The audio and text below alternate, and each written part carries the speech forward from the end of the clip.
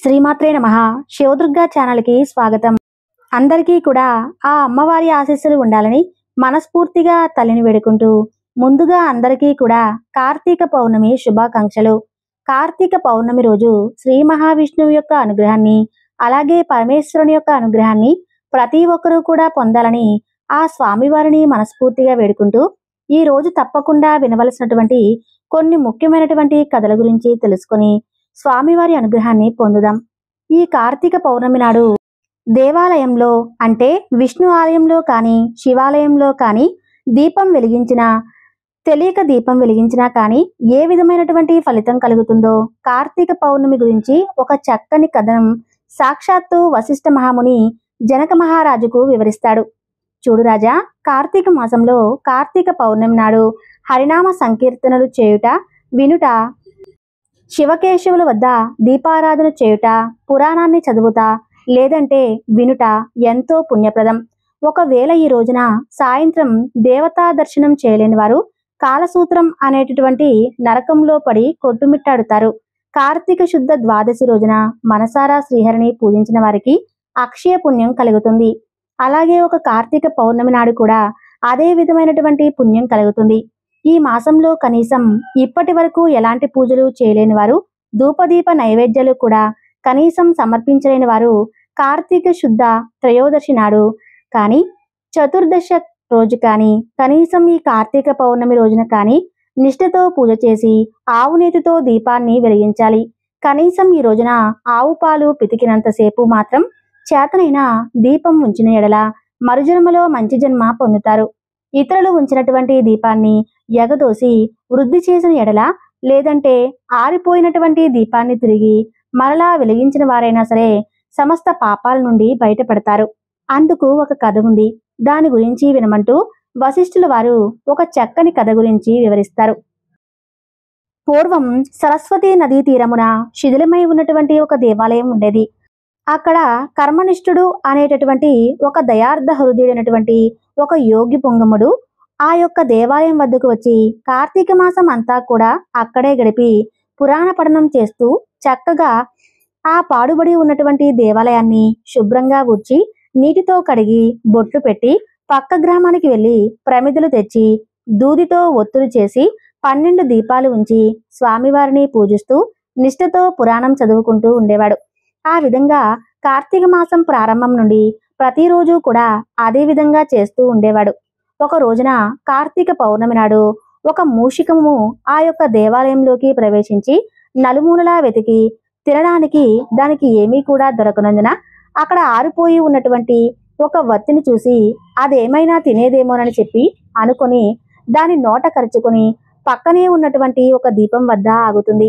ఆ విధంగా ఇక మూషికం నోట కరిచి ఉన్నటువంటి ఆ వ్యక్తి చివరకు అగ్ని అంటుకొని ఆరిపోయినటువంటి ఆ వ్యక్తి కూడా వెలిగి వెలుతురు వస్తుంది. అది కార్తీక మాసం అవ్వటం వలన, అందులోనూ విశేషించి కార్తీక పౌర్ణమి అవటం వల్ల శివాలయంలో ఆరిపోయినటువంటి వత్తి ఆ ఎలుక వలన ఎలగడం వల్ల దాని పాపాలన్నీ కూడా హరించుకుపోయి అది గొప్ప పుణ్యం పొందింది. వెంటనే దాని రూపం మారిపోయి అది మానవ రూపంలో నిలబడింది. ఇక ధ్యాననిష్టలో ఉన్నటువంటి ఆ యోగి పుంగముడు తను కళ్ళు తెరిచి చూడగా పక్కనే ఉన్నటువంటి మానవుడు నిలబడి ఉండడం గమనించి, పోయి అసలు నీవెవరు, ఎందుకిలా నా ముందు నిలబడి ఉన్నావు అని ప్రశ్నిస్తాడు. అప్పుడు ఆ మానవుడు, ఆర్య, నేను ఒక మూషికాన్ని. రాత్రి నేను ఆహారం కోసం వెతుక్కుంటూ ఈ దేవాలయంలోకి ప్రవేశించి ఇక్కడ నాకేమీ దొరకనందున నెయ్యి వాసనలతో ఉన్నటువంటి ఆరిపోయినటువంటి ఒక వత్తిని అదేదో తినేటటువంటి పదార్థం అని చెప్పి భావించి దానిని నోట కరుచుకుని పక్కనే ఉన్నటువంటి దీపం చెంత నిలబడి ఉన్నాను. అలా నిలబడి ఉండగా నా అదృష్టం కొద్దీ ఆ ఒత్తి వెలగడం వలన నేను చేసినటువంటి పాపాలన్నీ కూడా పోయినందువల్ల కాబోలు వెంటనే నా పూర్వజన్మం నేను ఎత్తాను. కాబట్టి ఓ మహానుభావ, నేను అసలు ఎందుకు ఈ మూషిక జన్మ ఎత్తవలసి వచ్చిందో దానికి కలిగినటువంటి కారణం ఏమిటో మీకు తెలిస్తే చెప్పండి అంటూ ఆ యొక్క మానవుడు కోరుకుంటాడు. అప్పుడు ఆ యోగీశ్వరుడు ఎంతో ఆశ్చర్యపడి తన యొక్క దివ్య దృష్టితో సర్వము కూడా తెలుసుకుని, పోయి కిందటి జన్మలో నీవు బ్రాహ్మణుడువు, నిన్ను బాలికుడు అనేటటువంటి పేరుతో పిలిచేవారు. నీవు జైనమత వంశానికి చెందినవాడు. నీ కుటుంబాన్ని పోషించేందుకై వ్యవసాయం చేసుకుంటూ తనాశాపరుడువై దైవ పూజలు నిత్యకర్మలు మరిచిపోయి నీచుల సహవాసం వలన నిశితార్థం తింటూ మంచివారిని యోగ్యులను నిందిస్తూ పరుల చెంత స్వార్థము చెంత కలవాడివై ఆడపిల్లను అమ్మేటటువంటి వృత్తి చేస్తూ దానివల్ల సంపాదించినటువంటి ధనాన్ని కూడబెడుతూ సమస్త తినుబండారాలను కడుచౌకుగా కొనుక్కొని తిరిగి మరలా వాటిని ఎక్కువ ధరకు అమ్ముకుంటూ అలా సంపాదించినటువంటి ధనంతో నీవు అనుభవించకుండా ఇతరులకు ఇవ్వకుండా ఆ ధనాన్ని భూస్థాపితం చేసి జీవించేవాడవు. ఆ తర్వాత మరణించిన తర్వాత ఎలుక జన్మ ఎత్తి వెనుక జన్మ పాపాలన్నీ అనుభవిస్తూ ఉన్నావు. నేడు భగవంతుడి దగ్గర ఆరిపోయినటువంటి దీపాన్ని వెలిగించినందువల్ల, అందులోనూ ఈరోజు విశేషమైనటువంటి కార్తీక పౌర్ణమి కావటం వల్ల నీవు నీ పుణ్యాన్ని మూట పెట్టుకున్నావు.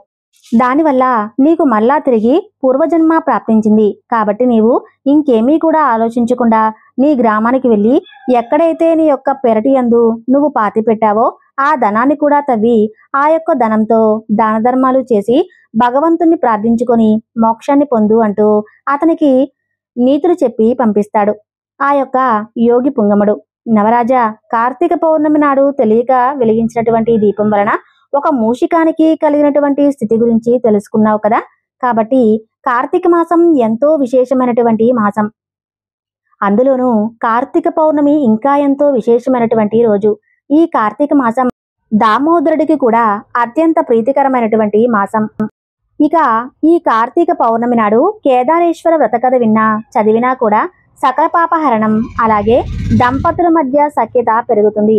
కాబట్టి ఈ కథను తెలుసుకుని స్వామివారి యొక్క అనుగ్రహాన్ని పొందుదాం.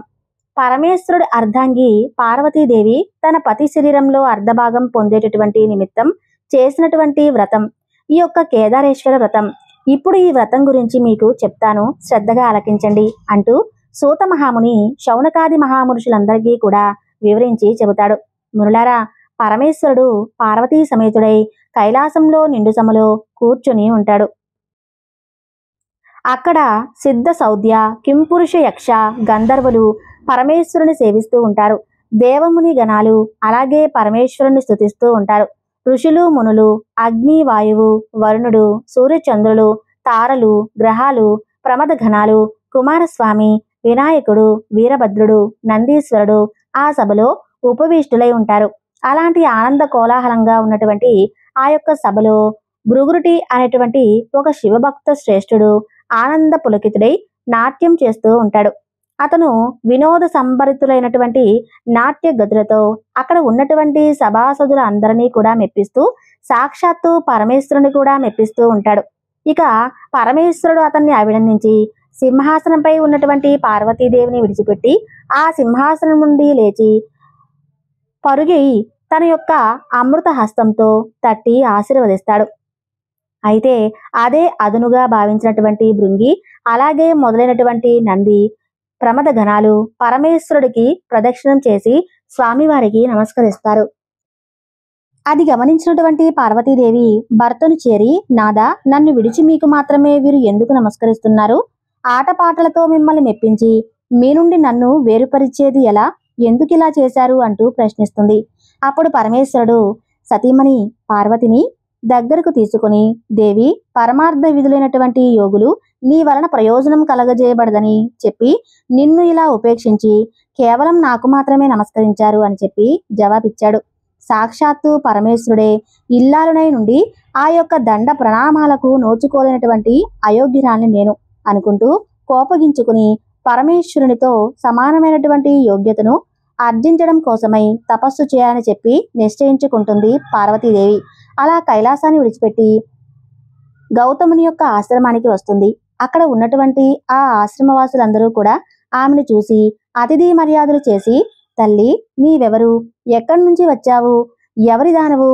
నీ రాకకు కలిగినటువంటి ఆంతర్యం ఏమిటి అంటూ పార్వతీదేవిని ప్రశ్నిస్తారు. వారి ప్రశ్నలకు పార్వతీదేవి ఎంతో ఆనందించి, యజ్ఞ యాగాది క్రతువులచే పునీతమైనటువంటి ఈ యొక్క గౌతముని ఆశ్రమంలో నియమనిష్ట గరిష్ఠులై ఉన్నటువంటి ఓ పుణ్యపురుషులారా, నేను హిమవంతుని పుత్రికను, అలాగే సాక్షాత్తు పరమేశ్వరుడి ఇల్లాలను శివుని సతిగా నా నాదుడితో సమానమైనటువంటి యోగ్యతను పొందగోరి తపస్సు చేయాలని సంకల్పించుకున్నాను. అందుకు నిమిత్తమై మీ ఆశ్రమానికి వచ్చానని చెబుతుంది పార్వతీదేవి. కాబట్టి ఓ మహర్షులారా, నేను ఆశించినటువంటి ఫలితాన్ని పొంది పరమేశ్వరుడే అర్ధాంగినై తరించడానికి తగినటువంటి వ్రతాన్ని నాకు ఉపదేశించండి అంటూ పార్వతీదేవి వారిని కోరుకుంటుంది.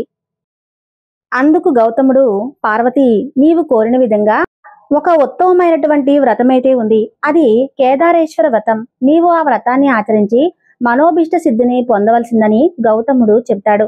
ఆ విధంగా వ్రత విధానం గురించి వివరించమంటూ పార్వతీదేవి గౌతముడిని కోరుకుంటుంది.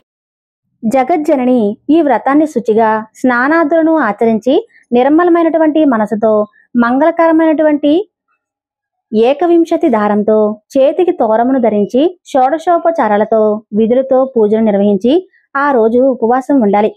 మరునాడు విప్రులకు భోజనం పెట్టి ఆ తర్వాత ఆహారాన్ని తీసుకోవాలి. ఇలా వ్రతాన్ని ఆరంభించిన రోజు నుండి అమావాస్య వరకు పూజా క్రమంతో కేదారేశ్వరుని ఆరాధించాలి. ఇక ధాన్యాన్ని రాశిగా పోసి అందులో పూర్ణకుంభాన్ని ఉంచి 21 పర్యాయములు సూత్రమును చుట్టి వస్త్రంతో దానిని కప్పి ఉంచి నవరత్నాలతో కాని సువర్ణంతో కాని ఉంచి గంధ పుష్పాక్షతలతో పూజించాలి. దేవి 21 మంది బ్రాహ్మణులను రప్పించి వారి పాదాలను కడిగి కూర్చోబెట్టి యథావిధిగా దీపదోప గంధ పుష్పాక్షతలతో పూజించి పంచభక్ష భోజనాలతో నైవేద్యాలను కదిలి ఫలాలను పనసలను ఆరగింపచేసి తాంబూల దక్షిణాదిలో నిలిచి వారిని తృప్తిపరచాలి. ఈ విధంగా వ్రతమాచరిస్తే వారిని పరమేశ్వరుడు అనుగ్రహించి అది ఒక మనోభీష్ట స్థితిని తప్పకుండా కలుగజేస్తాడని గౌతమ మహాముని పార్వతీదేవికి వివరిస్తాడు. అలా గౌతమ మహర్షి చెప్పినటువంటి విధి విధానాలను అనుసరించి పార్వతీదేవి కేదారేశ్వర వ్రతాన్ని నిష్ఠగా భక్తితో చేస్తుంది. ఇక పరమేశ్వరుడు ఎంతో సంతోషించి ఆమె అభిష్టానుసారంగా తన యొక్క మేనులో సగభాగాన్ని పార్వతీదేవికి అనుగ్రహిస్తాడు.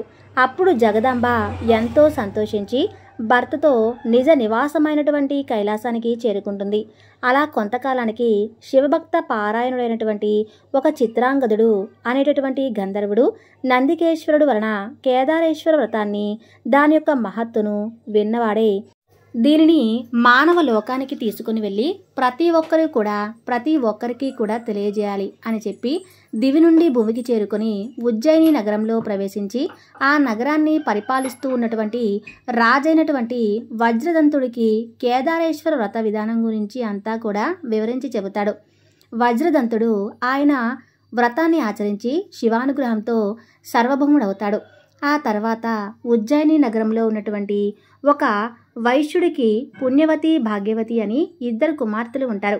వారు ఒకనాడు తండ్రిని చేరి, జరక మాకు కూడా కేదారేశ్వర వ్రతం గురించి అలాగే ఆ వ్రతాన్ని చేసేందుకు మాకు మీ నుండి అనుమతి కావాలి, కాబట్టి మీరు అనుమతి ఇవ్వండి అని అడుగుతాడు. అందుకు ఆ తండ్రి, ఓ బిడ్డలారా, నేను దరిద్రుడను. మీకు వ్రతం చేసేందుకు కావలసినటువంటి సామాగ్రి అన్నీ కూడా సమకూర్చి పెట్టలేనటువంటి నిస్సహాయుడను. మీరు మీ ఆలోచన మానుకోండి అని చెప్పి చెప్తాడు. అందుకు ఆ వైశ్యపుత్రులు, చూడండి నాన్నగారు, మీ ఆజ్ఞయే మాకు ధనం, కాబట్టి మీరు అనుమతిని ఇవ్వవలసిందే అని చెప్పి కోరుకుంటారు. ఇక వారిద్దరూ కలిసి ఒక వటవృక్షం కింద కూర్చొని దూరం కట్టుకుని పూజను భక్తితో చేసుకుంటారు. పరమేశ్వరుడు వారికి పూజా సామాగ్రిని అనుగ్రహిస్తాడు. వారు కల్పోక్తంగా వ్రతాన్ని ఆచరిస్తారు. ఇక పరమేశ్వరుడు సాక్షాత్కరించి వారికి చక్కగా ఐశ్వర్యాలను సుందర రూపాలను ప్రసాదించి అంతర్ధానమవుతాడు. ఆ వైశ్యపుత్రికలకు యుక్త వయసు వస్తుంది. సౌందర్య సోయగం కలిగినటువంటి ఆ యొక్క వైశ్యపుత్రికలో పెద్దామ పుణ్యవతిని ఉజ్జయిని నగర మహారాజు పెళ్లాడాడు. చిన్నామని భాగ్యవతిని చోళభూపాలుడు వివాహం చేసుకుంటాడు. వారి తండ్రి అయినటువంటి వైశ్యుడు ధనధాన్య సమృద్ధితో రాజభోగాలతో పుత్రుడను పొంది సుఖంగా జీవిస్తాడు. అలా మరికొంత కాలానికి చిన్న కుమార్తె భాగ్యవతి ఐశ్వర్య మదోన్మతురాలై కేదారేశ్వర వ్రతాన్ని మర్చిపోతుంది. అందువలన ఆమెకు ఐశ్వర్యాన్ని అనుగ్రహం కోల్పోతుంది. ఆమె భర్త ఆగ్రహానికి గురవుతాడు. ఇక ఆమె భర్త ఆమెను కుమారుణ్ణి రాజ్యము నుండి వెళ్ళగొట్టేస్తాడు. ఇక ఆమె పడరాని బాటలు పడుతూ ఒక బోయవాని ఇంట ఆశ్రయం పొందుతుంది. ఒకనాడు ఆమె తన కుమారుని చెంతకు పిలిచి, అయినా నీ పెద్ద తల్లి ఉజ్జయినీపురం మహారాణి, ఆమె వద్దకు వెళ్ళి మనం ఉన్నటువంటి పరిస్థితి గురించి ఆమెకు వివరించి ఆమెను సహాయం అర్జించి తీసుకునిరా అంటూ ఆ పిల్లవాడికి చెప్పి పంపిస్తుంది. అతను ఉజ్జయినికి వెళ్ళి తమ దుస్థితి అంతా కూడా వివరించి చెబుతాడు. ఇక ఆమె కొంత ధనం ఇచ్చి కుమారుణ్ణి సాగనంపుతుంది. అతను తిరిగి వస్తూ ఉండగా మార్గ మధ్యంలో పరమేశ్వరుడు ఒక చోరీ రూపంలో అతన్ని అడ్డగించి అతని వద్ద ఉన్నటువంటి ధనాన్ని కొల్లగొడతాడు. ఇక అతను జరిగిన దానికి ఎంతో విచారించి మరలా పెద్ద తల్లి వద్దకు వెళ్ళి జరిగినటువంటి సంగతంతా కూడా వివరించబోతాడు. అవి మరలా కొంత ధనాన్ని ఇచ్చి పంపిస్తుంది. ఇక ఆ తర్వాత కూడా మరలా ఆ పిల్లవాడు మార్గమధ్యంలో వస్తూ ఉంటే చోరరూపుడైనటువంటి పరమేశ్వరుడు ఆ సొమ్మును తీసుకుని వెళ్ళిపోతాడు. మరలా అతను పెద్ద తల్లి వద్దకు బయలుదేరగా అంతర్వాహిని నుండి పరమేశ్వరుడు ఈ విధంగా పలుకుతాడు. పోయి నీవు ఎన్నిసార్లు నీ పెద్ద తల్లిని అడిగి సొమ్ము తీసుకొచ్చినప్పటికీ నీ తల్లి కేదర వ్రతాన్ని మానివేసింది. ఆ కారణంగా ఆ సొమ్ము మీకు ఎట్టి పరిస్థితిలో కూడా దక్కనివ్వనంటూ హెచ్చరిస్తాడు. ఆ మాటలు విన్నటువంటి ఆ పిల్లవాడు తిన్నగా పెద్ద తల్లి వద్దకు వెళ్ళి తాను విన్నటువంటి మాటలన్నీ కూడా తన పెద్ద తల్లికి చెబుతాడు. అప్పుడు ఆమె బాగా ఆలోచించి అతని చేత కేదర వ్రతం చేయించి డబ్బిచ్చి పంపిస్తుంది. తల్లితో కేదర వ్రతం చేయవలసిందిగా చెప్పమని చెబుతుంది. అతను ఆ ప్రకారంగా తల్లి వద్దకు వెళ్ళి పెద్ద తల్లి ఇచ్చినటువంటి సొమ్మును తల్లికి ఇచ్చి కేదర వ్రతం చేయవలసిందంటూ పెద్దమ్మ చెప్పినటువంటి మాటలకు గుర్తు చేస్తాడు. ఇక భాగ్యవతి తన తప్పును తెలుసుకుని పరమేశ్వరుని మన్నించమంటూ వేడుకుంటుంది. భక్తితో కేదర వ్రతాన్ని చేస్తుంది. ఆమె భర్త మనసు మార్చుకుని వచ్చి ఆమెను కుమారుడిని రాజధానికి తీసుకువెళతాడు. ఇక భాగ్యవతి ఎప్పుడూ కూడా పరమేశ్వరుని కేదర వ్రతాన్ని మర్చిపోకుండా ప్రతి సంవత్సరం కూడా కేదర వ్రతం చేస్తూ శివానుగ్రహాన్ని పొంది సుఖశాంతులతో సౌభాగ్య సంపదలతో జీవించింది. కాబట్టి విన్నారు కదా, కేదారేశ్వర వ్రతాన్ని ఎవరైతే భక్తి శ్రద్ధలతో వింటారో వారికి ఉన్నటువంటి సకల పాపాలన్నీ కూడా హరించుకుపోయి పరమేశ్వరుని యొక్క అనుగ్రహంతో పాటు పార్వతీదేవి యొక్క అనుగ్రహం కూడా కలుగుతుంది. ఈ వివరణ మీకు నచ్చినట్లయితే తప్పకుండా లైక్ చేసి ఓం నమః శివాయ అని కామెంట్ చేయండి.